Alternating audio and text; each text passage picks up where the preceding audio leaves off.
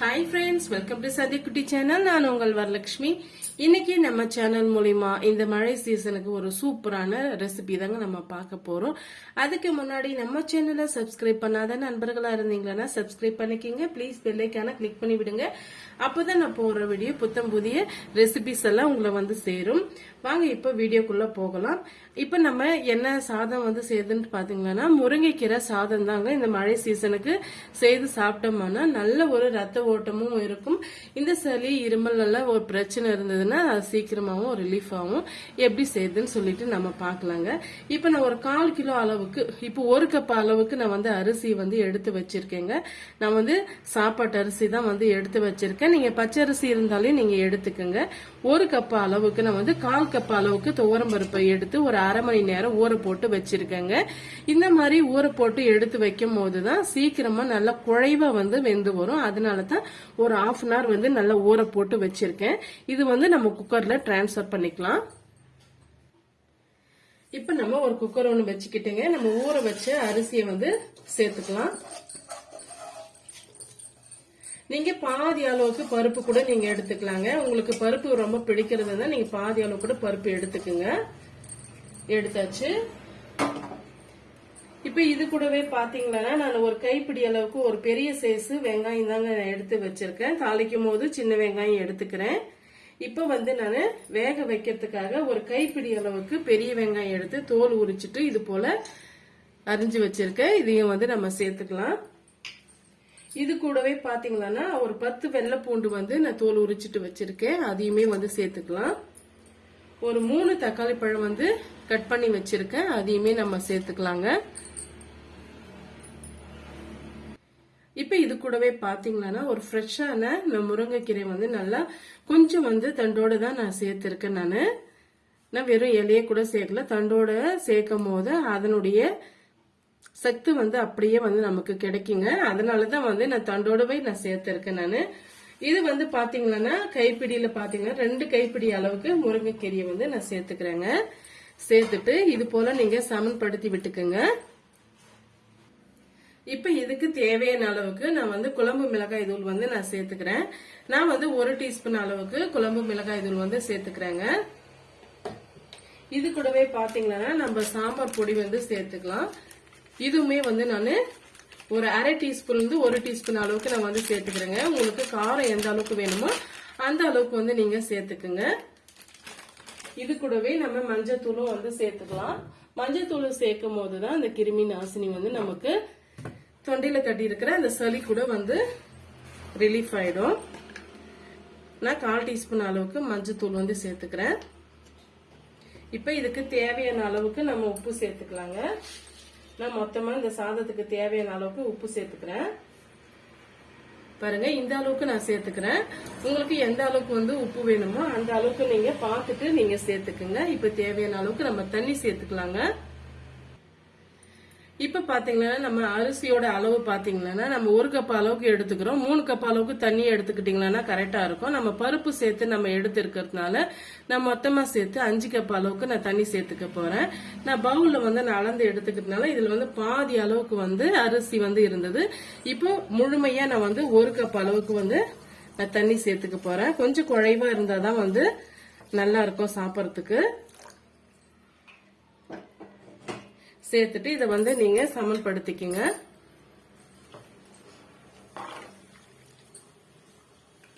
இந்த ரைஸ் வந்து ரொம்பவே குழைவா இருக்கணுங்க. அப்பதான் வந்து ரொம்ப டேஸ்டியா இருக்கும் நம்ம சாப்பிடும் போது.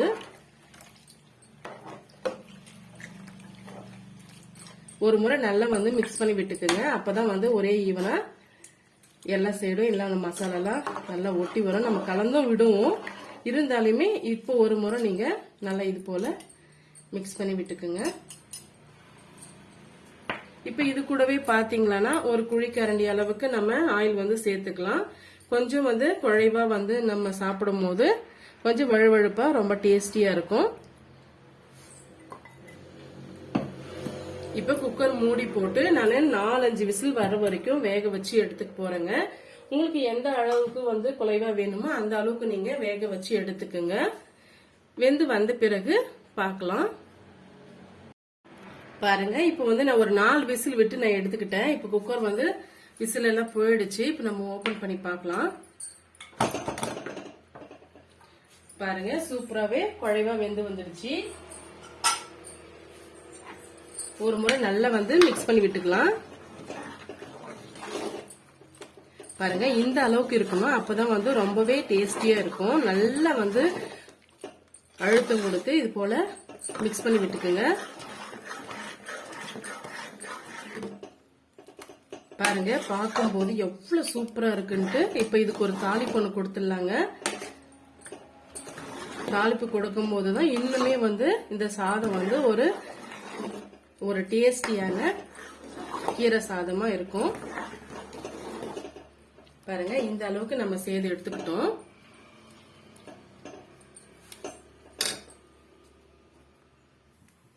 தாளிக்கிறதுக்காக ஒரு கடாய் ஒண்ணு வச்சுக்கிட்டேங்க.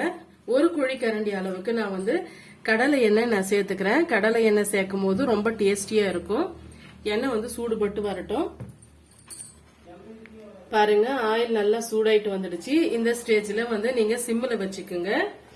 எப்பவுமே வந்து ஆயில்ஸ் வந்து சூடாகும் போது சிம்ல வச்சு சூடுபடுத்திக்குங்க. அப்பதான் வந்து கருகி போகாம இருக்கும். இது கூடவே பாத்தீங்கன்னா 1/2 டீஸ்பூன் அளவுக்கு நம்ம கடுகு சேர்த்துக்கலாம். ஒரு 1/4 டீஸ்பூன் அளவுக்கு சீரகம் சேர்த்துக்கலாம். இது எல்லாம் பொரிஞ்சு வந்த உடனே பிளேவருக்காக சாம்பார் மிளகாய் வந்து சேர்த்துக்கலாங்க. நான் 2 சேர்த்துக்கிறேன். இது கூடவே பாத்தீங்கன்னா ஒரு கைப்பிடி அளவுக்கு நான் சின்ன வெங்காயம் இது போல கட் பண்ணி வச்சிருக்கேங்க. கொஞ்சமா கருவேப்பிலை வச்சிருக்கேன், அதையும் வந்து சேர்த்துடலாம்.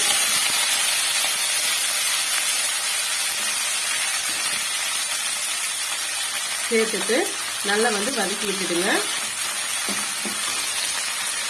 இது ஒரு பாதி அளவுக்கு நல்லா வந்து வதங்கி வரட்டுங்க. அதுக்கு பிறகு நம்ம சேர்த்துக்கலாம். முழுமையா வதங்க வேண்டிய அவசியம் இல்லை. இப்ப வந்து மீடியமான ஃப்ளேம்ல வச்சு நல்லா வந்து வதக்கி விட்டுக்குங்க. இந்த சின்ன வெங்காயம் சேர்க்கும் போது ரொம்பவே டேஸ்டியா இருக்குங்க. இருந்தா சேர்த்துக்குங்க. அப்படி இல்லைன்னா பெரிய வெங்காயம் கூட ஒரு பாதி வெங்காயம் சேர்த்து சின்னசா பொடி பொடியா நறுக்கிட்டு வதக்கிட்டு சேர்த்துக்குங்க. அதுவுமே டேஸ்டியா தான் இருக்கும்.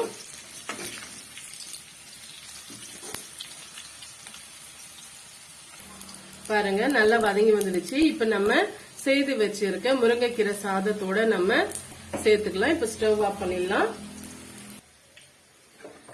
ரொம்பவே டேஸ்டியான முருங்கைக்கீரை சாதத்தோட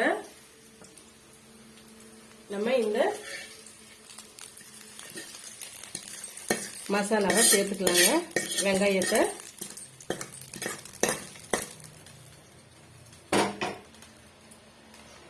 பாருங்க ரொம்பவே சூப்பரா இருக்கு. இப்ப நம்ம சர்வ் பண்ணிக்கலாம். ஒரு முறை நல்லா வந்து இது போல கிண்டி விட்டுக்குங்க. இந்த கம கம வாசத்தோட அப்படி இருக்குங்க.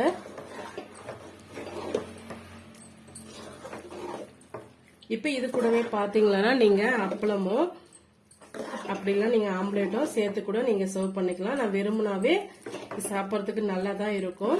நான் வெறுமனாவே நான் சர்வ் பண்ணிக்க போறேன். நல்ல வாழை இலையோட நீங்க சர்வ் பண்ணி பாருங்க. அந்த வாழை இலையோட ஃபிளேவரும் இதோட சேர்ந்து சூப்பரா இருக்கும்.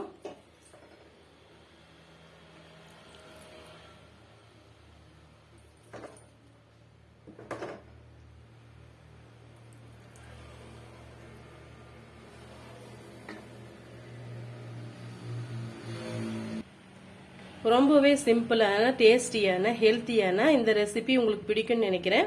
பிடிச்சிருந்தா மறக்காம சந்தியக்குட்டி சேனலுக்கு சப்ஸ்கிரைப் பண்ணுங்க, லைக் பண்ணுங்க, ஃப்ரெண்ட்ஸ் அண்ட் ஃபேமிலியோட ஷேர் பண்ணுங்க. நம்ம சந்தியக்குட்டி சேனலை சப்ஸ்கிரைப் பண்ண மறந்துடாதீங்க. தேங்க்யூ ஃபார் வாட்சிங். Thank you my friends.